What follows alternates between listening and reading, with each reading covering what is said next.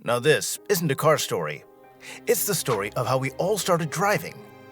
I'm going to show you how two rivals who hated each other, a genius businessman and his 11-year-old daughter, accidentally created one of the biggest luxury brands on the planet. This whole thing started with a secret road trip that literally changed the world and created a car company that's been dominating for over 100 years.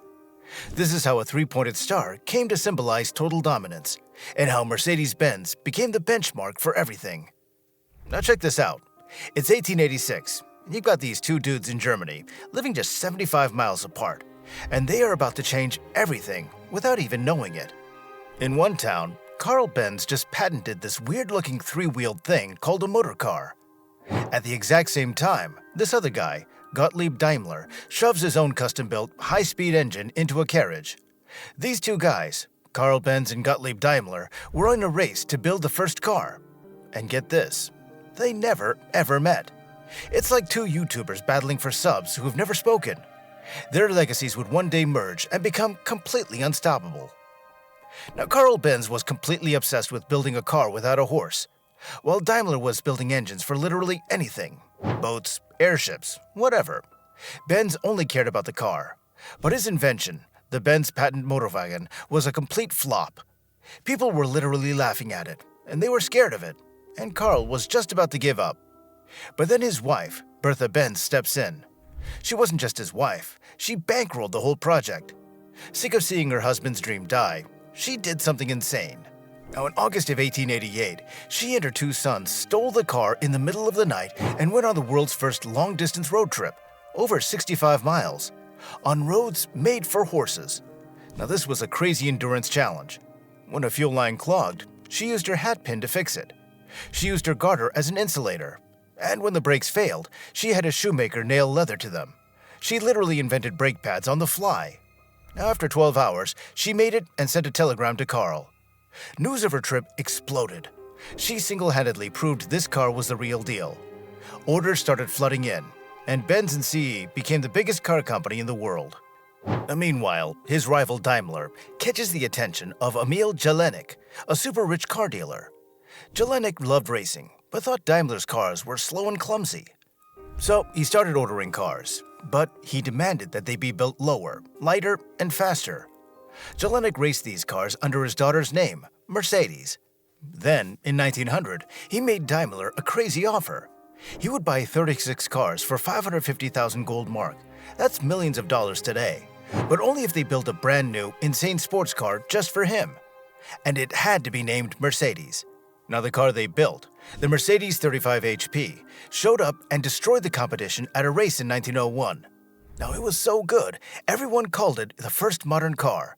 And just like that, a brand named after an 11-year-old girl took over the world. Now, for the next 20 years, Benz and Daimler's Mercedes were in an all-out war. They battled on the racetrack and in the showroom, trying to outbuild each other. But then the economy after World War I was destroyed, and both companies were about to go broke.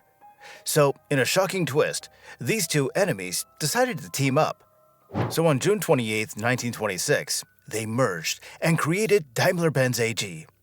A new brand was born, Mercedes-Benz. They even matched their logos together, Daimler's three-pointed star and Benz's laurels, to create the iconic logo that we know today. The new company immediately started dominating. They built the Silver Arrow race cars with their crazy aluminum bodies that were so fast, no one could beat them. Now, this wasn't just about winning. It was about proving that they were the best engineers on the planet. And after World War II, they did it again, but this time with luxury cars. They dropped the 1954 300 SL Gullwing. With these insane doors that opened upwards, this car was a statement. It screamed, "We are back!" But then Mercedes did something even crazier. They got obsessed with safety. They invented the crumple zone, the idea that the car should get destroyed in a crash, and not you. In 1972, they launched the S-Class, which became the car that introduced the world to the anti-lock braking system, or ABS, in 1978, and then the airbag in 1981. Then in 1995, Mercedes launched one of the biggest safety features ever, the Electronic Stability Program, or ESP, a technology that has saved countless lives and is now mandatory in many countries. And when computers took off, Mercedes went all in. They were one of the first car companies to establish a research lab in Silicon Valley, dating back to 1994. And that's why today, their cars have insane tech like the MBUX system with voice commands and augmented reality navigation that feels like you're in a video game. Their safety obsession also went digital with Drive Pilot. It's the world's first internationally certified Level 3 self-driving system. You can literally take your hands off the wheel and your eyes off the road. This is the future. And now, Mercedes is taking on its biggest challenge yet, going all electric. They launched the EQ lineup to prove that they can have insane luxury with zero tailpipe emissions. Sure, battery production and charging still have an environmental cost, but that's a whole different conversation. Their flagship EQS sedan is already dominating the electric luxury space. And get this, they built a concept car, the Vision EQXX, that drove over 1,000 kilometers.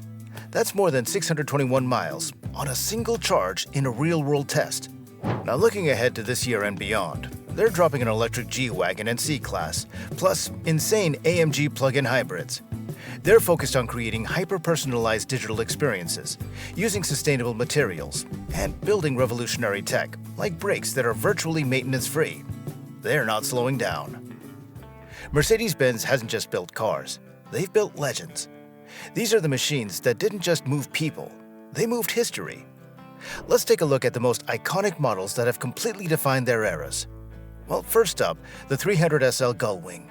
You already know about those wild doors, but this thing wasn't just a pretty face. In 1954, it was the fastest production car on the planet, featuring direct fuel injection technology pulled straight from their fighter jet engines. You could literally buy warplane tech for your garage.